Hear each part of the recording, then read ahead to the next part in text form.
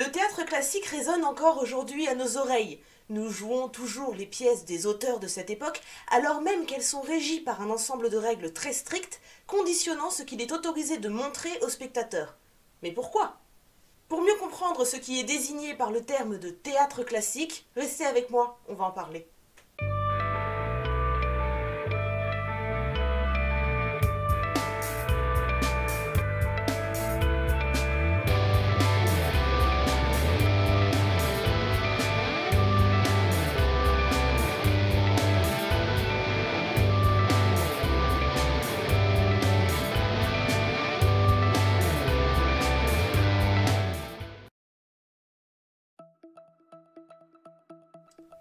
Il est difficile de dater précisément l'entrée du théâtre dans l'ère du classicisme, puisqu'évidemment, ce processus n'a pas eu lieu en un jour.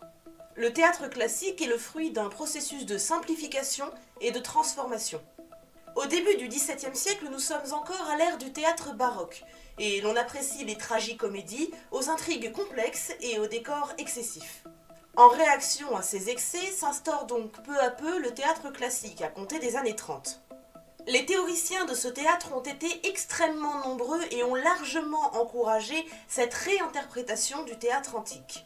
Les règles qui entourent le théâtre classique avaient déjà été formulées au siècle précédent par des auteurs comme, par exemple, Jean de la Taille de Bondaroy dans son Art de la tragédie en 1572, ou encore Thomas Sébillier avec son Art poétique français en 1548.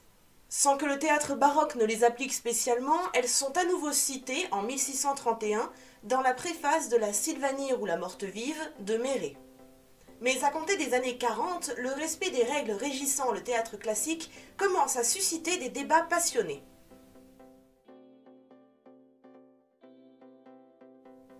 Les fameuses règles dont il s'agit s'appuient sur des textes antiques. Il s'agit notamment de la règle des 3 unités tirée de la poétique d'Aristote. Elle a été formulée en vers par Boileau en 1674 dans son Art poétique de la manière suivante. Qu'en un jour, qu'en un lieu, un seul fait accompli, tienne jusqu'à la fin le théâtre rempli. En termes plus détaillés, cela consiste à concevoir une pièce selon une unité de temps, une unité de lieu et une unité d'action.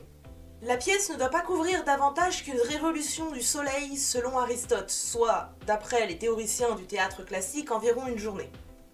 Elle doit aussi se dérouler dans un seul lieu et ne présenter qu'une seule intrigue, et donc ne pas présenter aux spectateurs d'éléments qui n'auraient pas de lien direct avec cette intrigue principale. Ces règles ont pour but de simplifier l'action en la rendant plus claire, tout en lui donnant davantage de vraisemblance. L'unité de temps et l'unité d'action étaient déjà préconisées par Aristote au IVe siècle avant notre ère. L'unité de lieu, elle, s'est vue développer au XVIIe siècle pour appuyer encore davantage cette notion de vraisemblance et découle naturellement de l'unité de temps.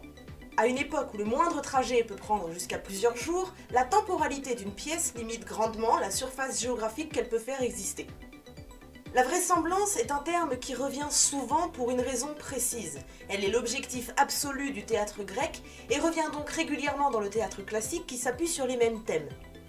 Aristote théorise dans sa poétique le concept de mimésis. La littérature doit imiter la nature en la présentant sous une forme épurée et ordonnée. Pour pouvoir amener une histoire jusqu'à sa forme la plus aboutie, les auteurs du XVIIe siècle se sont donc appuyés sur les textes de leurs prédécesseurs grecs, pour s'en réapproprier le contenu et le présenter sous une forme mettant en exergue le génie de leur auteur. Cette règle des 3 unités s'accompagne de quelques autres règles, comme par exemple l'unité de ton, qui exige que tous les personnages d'une pièce maintiennent le même niveau de langage pendant toute la durée de l'intrigue, quel que soit leur rang ou leur situation. Cette règle doit être respectée pour maintenir une différence entre les genres tragiques et les genres comiques, le genre comique n'ayant évidemment pas du tout le même prestige à l'ère du théâtre classique. Pour finir, ce sont les règles de la bienséance qui viennent compléter ce tableau en exposant ainsi « Ce qu'on ne doit point voir qu'un récit nous l'expose ». Les yeux, en le voyant, saisiraient mieux la chose, mais il est des objets que l'art judicieux doit offrir à l'oreille et reculer des yeux. On ne doit donc pas, sur scène, montrer de scènes qui pourraient choquer le public. Pas de sang donc, mais pas non plus d'effusion d'intimité. Les batailles, les morts ou bien les scènes dépassant en fougue une tasse de thé sont racontées par un personnage à un autre afin d'en informer le spectateur, mais ne sont jamais montrées sauf quelques très rares exceptions. De même, la bienséance exige d'un personnage que son comportement reste le même au fil de la pièce et qu'il ne change pas. Don Juan, par exemple, n'est typiquement pas un personnage respectant cette règle de la bienséance. Du fait de ces règles, le genre classique par excellence est la tragédie, qui connaît une époque florissante.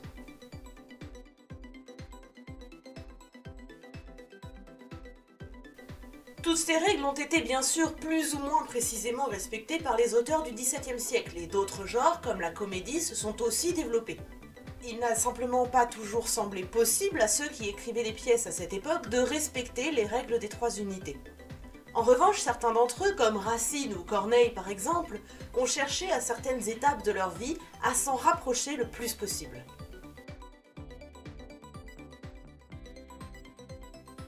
Mais le respect ou non de ces règles, accompagné du prestige et des jalousies de certains auteurs, ont pu mener à des situations parfois rocambolesques. L'une des pièces à avoir ainsi fait le plus parler d'elle au XVIIe siècle est Le Cid de Corneille. La position de Corneille est particulière à cette époque-là.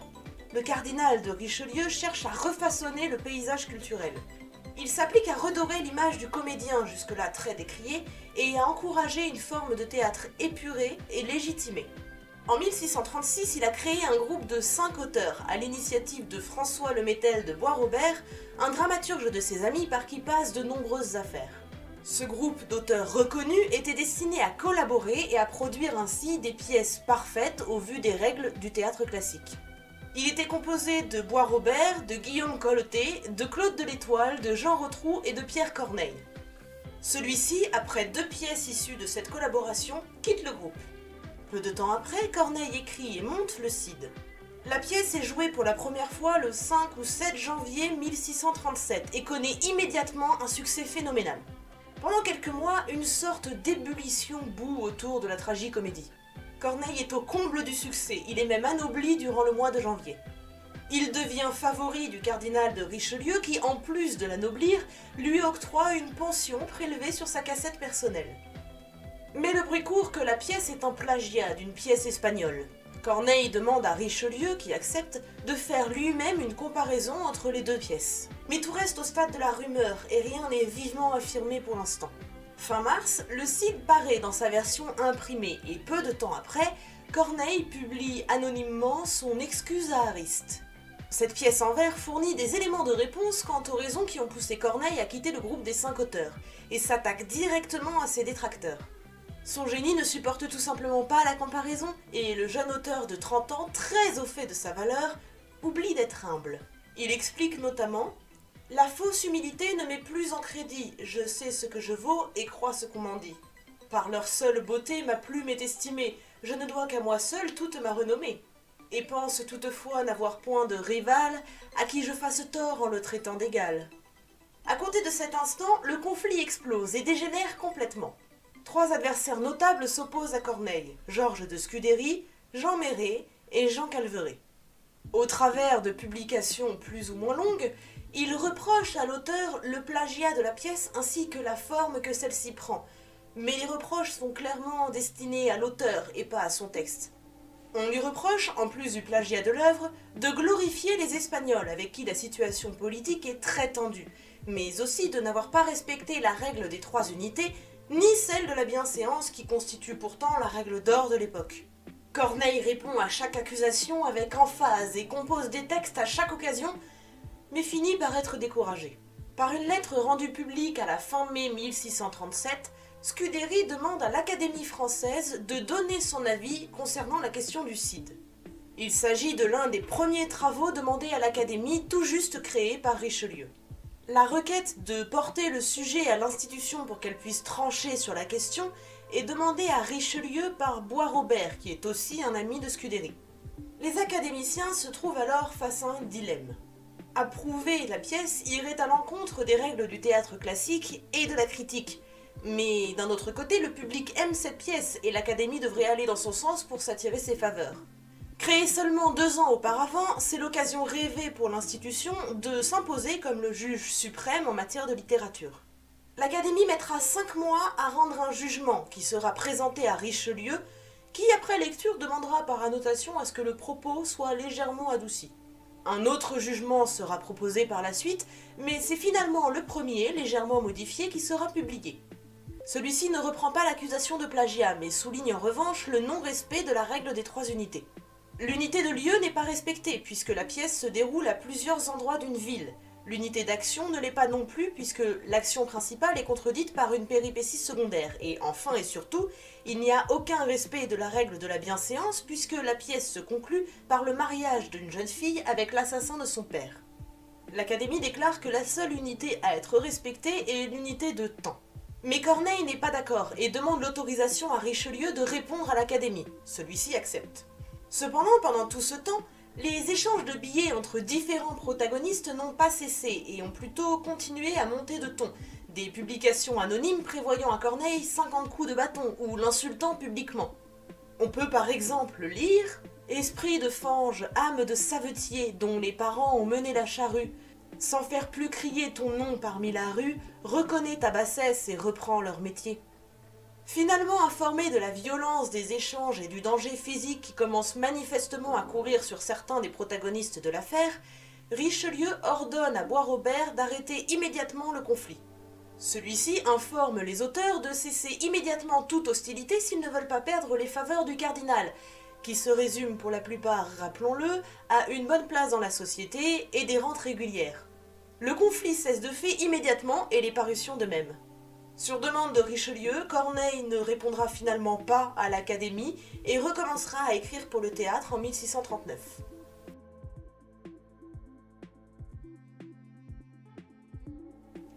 La querelle du Cid permet donc au théâtre classique de s'imposer totalement jusqu'à la fin du siècle. Les auteurs à avoir fait vivre ce théâtre ont été très nombreux et les noms de certains d'entre eux sont encore connus aujourd'hui. C'est le cas de Corneille, vous l'aurez compris, mais c'est aussi le cas de Racine ou encore de Molière. D'autres noms, moins connus mais qui vous seront peut-être familiers, peuvent être cités, comme par exemple Jean de Rotrou, Jean de La Fontaine, Savinien de Cyrano de Bergerac, qui inspirera plus tard le personnage éponyme, ou encore Paul Scarron, premier époux de celle qui deviendra plus tard la femme de Louis XIV.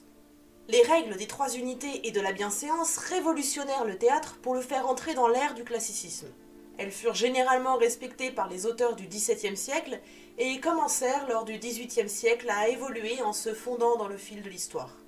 De nouveaux genres sont apparus, d'autres ont perduré, et le théâtre a continué d'évoluer en délaissant le réalisme au profit du spectaculaire. Le théâtre des machines est arrivé. La construction d'une pièce en 5 actes a longtemps marqué le paysage théâtral avant de se fondre elle aussi avec d'autres types de construction de pièces, comme nous l'avons vu dans la vidéo sur les actes et les scènes dont le lien s'affiche actuellement sur votre écran. Les pièces du théâtre classique sont encore jouées pour certaines aujourd'hui, même si peu d'auteurs sont passés à la postérité au regard du nombre d'auteurs actifs à l'époque et sont sans cesse renouvelés par de nouvelles interprétations. Cette vidéo touche à sa fin et j'espère vous avoir éclairé sur ce qui est désigné par le terme de théâtre classique. Si vous avez aimé cette vidéo, si elle vous a intéressé, alors n'hésitez pas à la partager. Si vous avez des questions, bien sûr, sur le théâtre classique ou sur les règles qui le régissent auxquelles je n'aurais pas répondu, n'hésitez pas à nous les laisser en commentaire et nous nous ferons un plaisir de vous répondre. N'hésitez pas non plus à nous dire quels sont les sujets que vous aimeriez voir abordés et n'hésitez pas à vous abonner pour ne pas manquer nos prochaines vidéos. Je vous dis à très vite.